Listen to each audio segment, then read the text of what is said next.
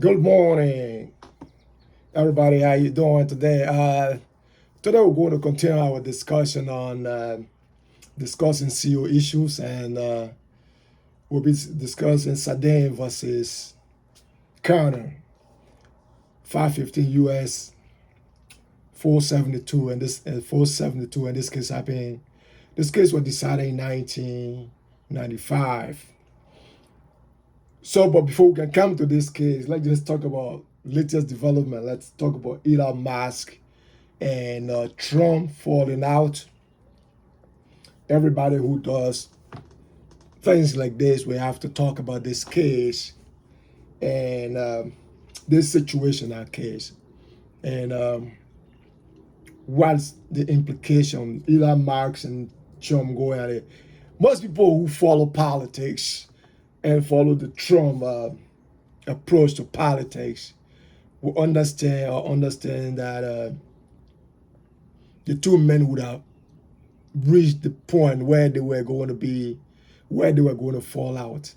But I don't think any of us expected it to be this early.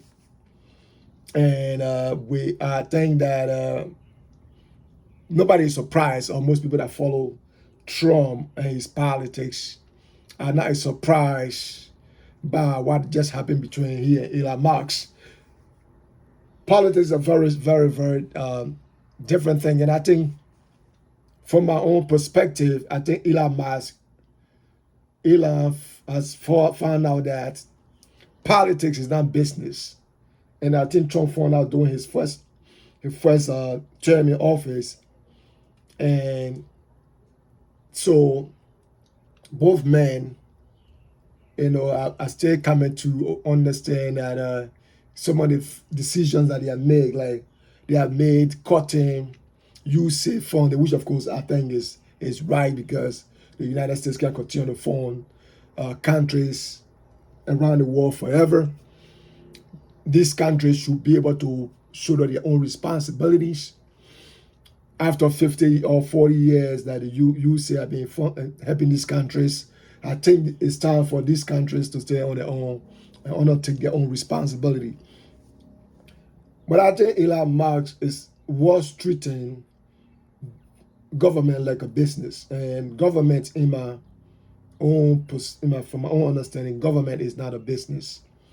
And most of the decisions that government makes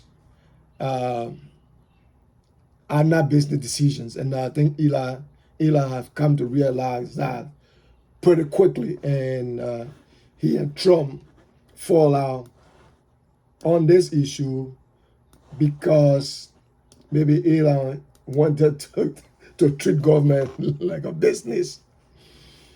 So we're going to see what happened between the two men, and that's politics. People who were enemies before become friends.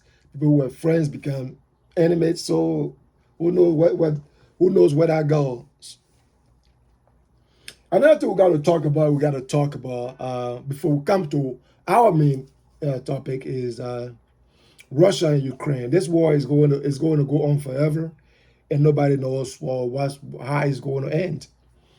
But as I said in my previous videos that I did on Ukraine, that as long as Ukraine is ready to not giving up, the war is not going to end. And I think with Ukraine's growing military strength, it's going to be entirely impossible for this war to end without most of what Ukraine is asking for not happening. That Russia withdraw its troops from Ukraine, and most of Russia's demand that Kiev should not join NATO. That all of those demands, I don't think that Kiev will be willing, and I can see a gradual somersaulting from Kiev, depending solely on the United States and increasing its own military capacity to hit Russia far beyond enemy lines, as the analysts are always. So I don't think this war is going to come to an end. And Donald Trump has realized that very, very, very quickly, that this war is going to go on for a very, very long time. So Uh, these two countries, and we just got to look at the what I would describe as the military sophistication of the attack that Ukraine carry out on Russia. And Ukraine is saying this is just the start, and you see that they are hitting Russia in very, very critical. I agree that Russia is bombarding Ukraine in retaliation, but the two countries are just going at the same equal level.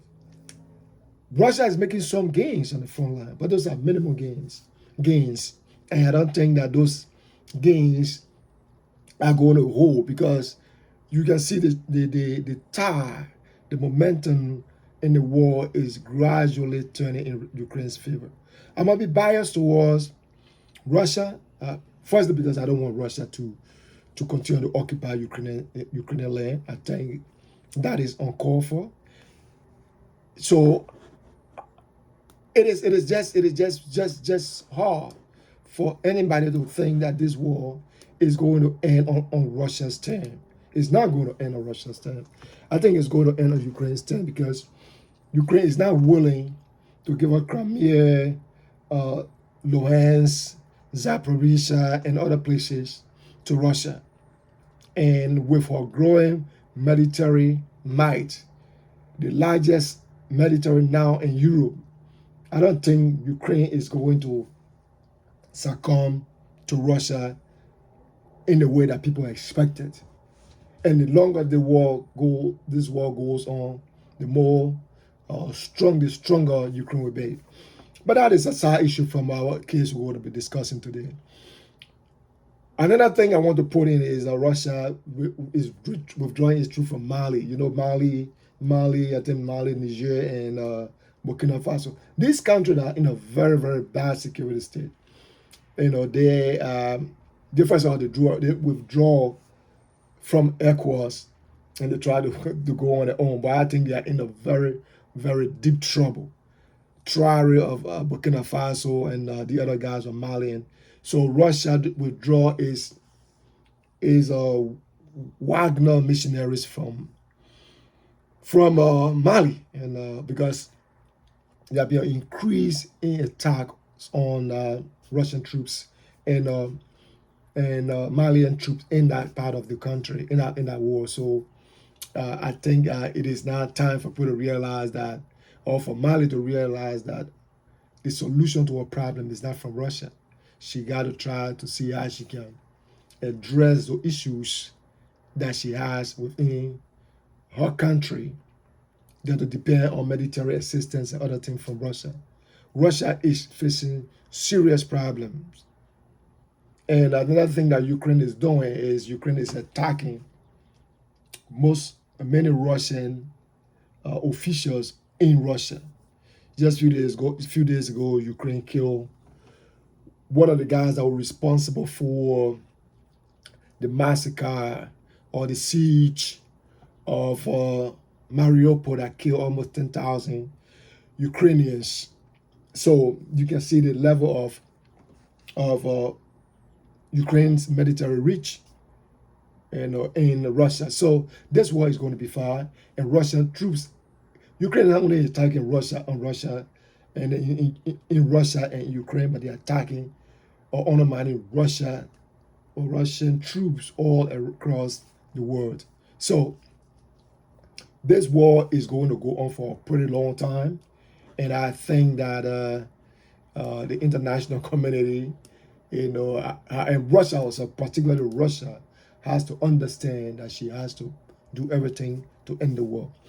That said, let us go back to discussing our main topic for today. We're going to be discussing Sandin versus Kano.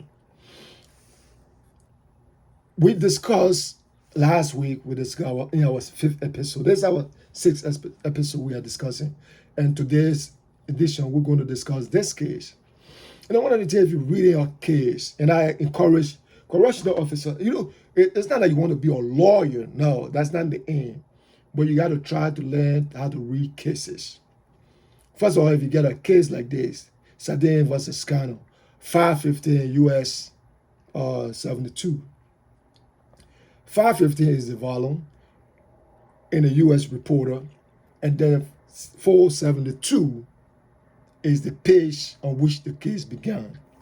So if you pick up a case, you got to know how to locate the case and how to understand what the case is. Most times, if you see a case like this, that means most of the cases are discussed at the appeals level or at the Supreme Court level. So if you see it like this, Sandin versus Cannon, that means that maybe Cannon lost the case, Sandin lost the case, and they take it over to the Supreme Court to adjudicate.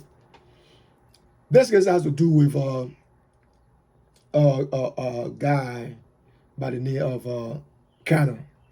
Cannon was charged with misconduct, and he faced a disciplinary hearing, right? He was then found guilty after the hearing, and then he was sentenced to 30 days in the SHU, and in segregated and disciplinary segregation. Cannot file a lawsuit on U.S. under 42 U.S. Section 1983, claiming that his procedural due process rights were being violated because he was denied, according to him, the opportunity to present witnesses and offer evidence, during his hearing. The Ninth Circuit Court of Appeals, ruled in favor of Cannon. So as I said, that these cases, right, they start from the lower court. Now maybe they start from the county court or they start from the district court. Usually since it's traveling through the federal court, they're going to start from district court, and then they go to the appeals court, the federal circuit court, which is the appeals court. And then from there, if this guy is not certified, they take the case to the Supreme Court. So in this case, the court ruled, the circuit court, non-circuit court, ruled in favor of Cannon. In favor of Cannon. So Sandin appealed to the U.S. Supreme Court. Appealed to the U.S. Supreme Court because they were not happy with the outcome of the case, right? They were not happy with the outcome. Always the person who is not happy with the case, take an appeal to the higher court. So in this case, Sandin, which is court officials, took an appeal to the highest court. So, before Sandin, the court relied on looking at the prison regulation in making decisions as it relates to whether the case should be adjudicated the way it was. So in this case, after all the legal hearing, the Supreme Court decided against Sandin,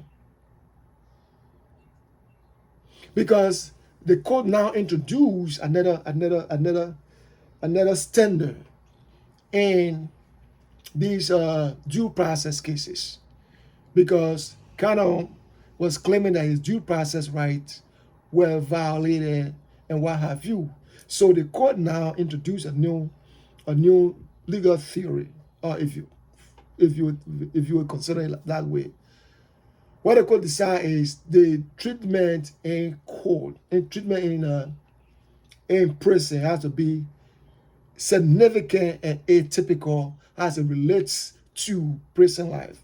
So let's say let's say they take the inmate in the hole for misbehavior, and he claiming that his First Amendment or his 14th Amendment right have been violated, and what have you, not First Amendment, but 8th Amendment and 14th Amendment rights have been violated.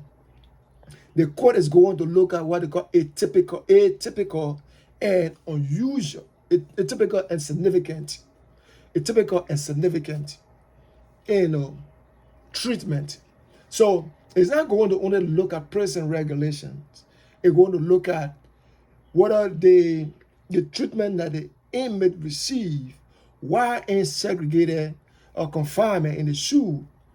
Whether that treatment is atypical, is different from what happened in other, in prison life.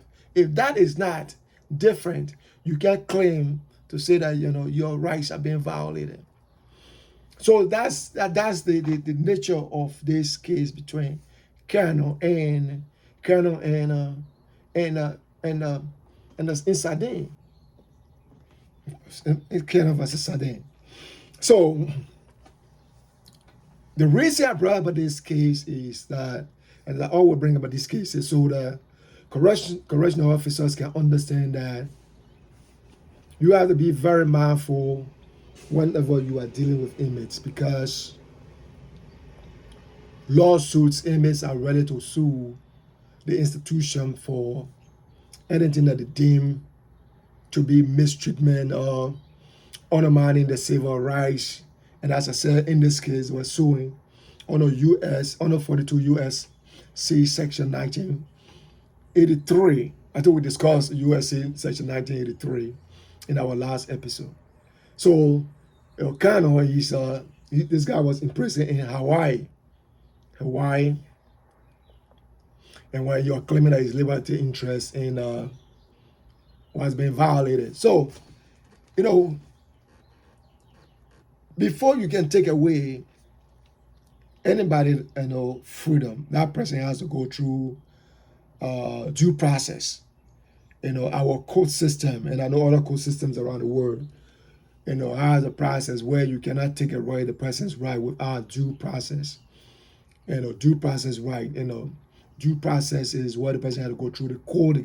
That's how the story had to be here. But in this case, the court made it clear that,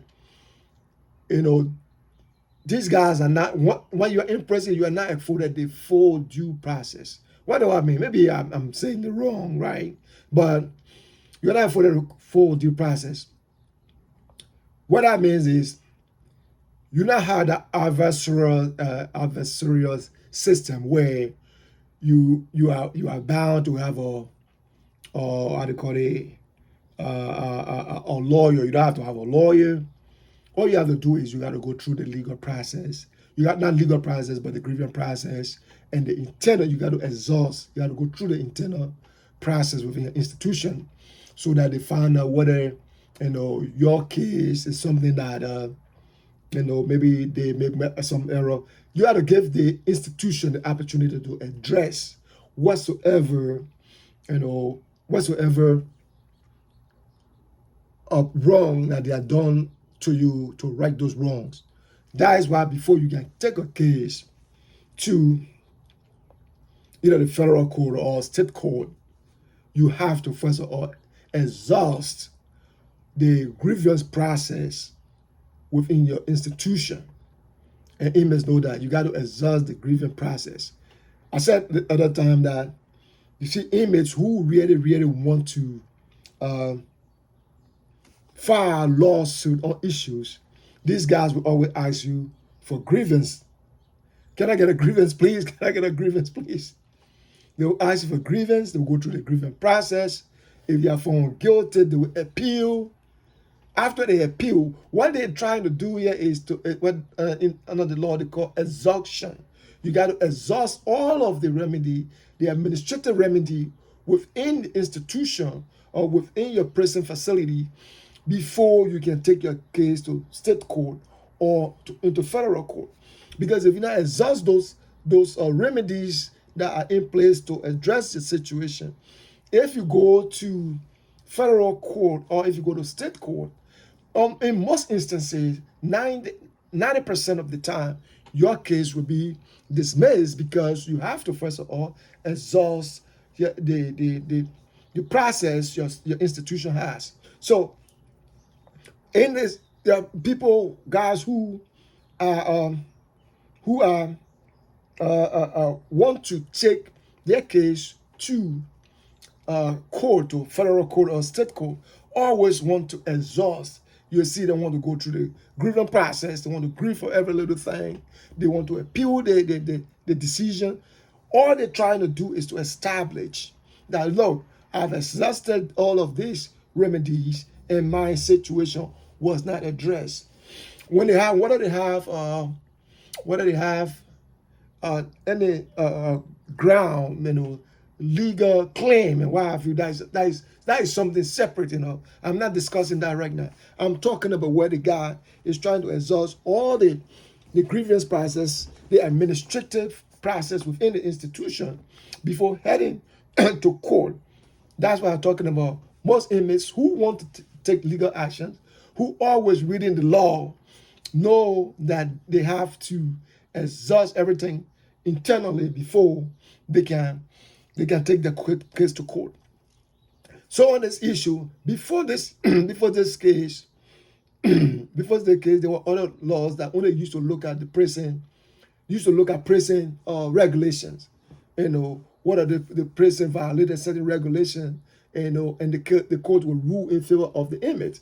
But after Sandin and Colonel, the court now are looking. The courts are looking at what they call, it's a atypical and significant hardship. It's a typical and significant hardship have been placed on the inmate that is different from ordinary prison life. So if the guy is placed in the SHU, special housing unit, if he plays in special housing unit for 30 days, are the conditions in there, are they different from ordinary prison life? In most instances, they aren't. And people are placed in the SHU so that in the SHU, which is special housing unit, because they have done something and they want to, the institution is trying to correct the behavior. That's why they are sending. So they've been placed in segregation is not atypical, according to the Supreme Court 5-4 decision in this case, in the Sandin versus Kano. So the bigger picture I want correctional officers to take away from these cases we're discussing is for them to read these cases for themselves. I know we have our policies, our policies, internal policies that tell you your do's and don'ts, which of course is very good to read. Read them and acquaint yourself with these policies. But I also encourage correctional officers to read cases, because cases are like stories. The stories this story teach you and give you a broader picture of what the case is about, what the court said, what are some of the laws that were not followed, what the institution needs to do, where did the inmate went wrong. And once you can get the bigger picture, the clearer picture of these cases, you can make informed decisions. I don't want correctional officers to just go to job and think they just to get a paycheck. Yes, that is important. But reading these cases and getting a full understanding of these cases will help you a lot. Do your work better. Be very effective when it comes to how you are managing the inmates. Be very effective understanding what constitutes atypical and a significant hardship. Be very effective when it comes to exhaustion, whether an inmate exhausted all of the remedies available to him. All of these things, will help you be a very, very, if you are a good correctional officer right now, it will help you to be a better, a great correctional officer. And that's something we strive for. And once you can understand all these things, it makes your work difficult. You always explain to inmates what should be done. I know they don't agree with everything we say, because some of them are always confrontational. But a good chunk of them and understand if you are trying to correct them on things that they did wrong. Folks, my name is Pico Conway, and today we're discussing Sandin versus Kerner. This case took place in Hawaii. The Ninth Circuit Court ruled in favor of the inmate who is Kerner, and Sandin and prison officials appealed to the Supreme Court, and in the 5-4 decision, the court ruled that against the inmate. Now they established the standard where they say the treatment of an inmate for it to be on, let's say, to violate your due process, it's got to be atypical and significant hardship, that is different from ordinary prison life for you to claim due process have been violated, or cruel and unusual punishment under the 14th and 14th Amendment. So, folks, my name is Pico Conway. Please watch our videos. We try to do this. We don't try to make people into lawyers, and we are not lawyers ourselves. But you don't have to be a lawyer to read cases. And as a correctional officer, all the people you have there are people who have cases in court that got to go to court. So by understanding the legal processes, it will also help you to be a better correctional officer. I'm not saying you got to go sit in the law library and go